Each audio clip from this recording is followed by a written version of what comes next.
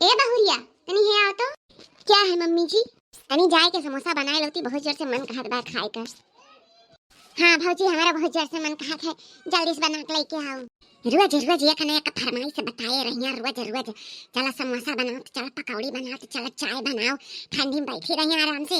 अचान पर जैसे इनके लोग के ठंडी लागत, हमारे लगत ही नहीं है। ए दीदी चला ना हमारे साथे तनका बनवाई ले, अकेले हम बना बना थक जाब।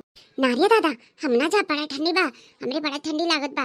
ए भौजी जा तू बनाए लागा, हम ना जाबे, हमरे बड़ा ठंडी लागत है, हम ताप ले तब ये लेके आओ, हम खाएंगे।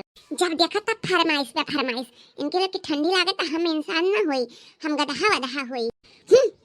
ए भौजी तनी हमें खाती पकौड़ी छान लाए तो हमें पकौड़ी खाए मन कहत है। या दीदी सुन लियो, जाई बनाई लियो खाई लियो, और मम्मी जी तू जाके बनाई लियो खाई लियो, क्यों कि नौकरानी नहीं हुई।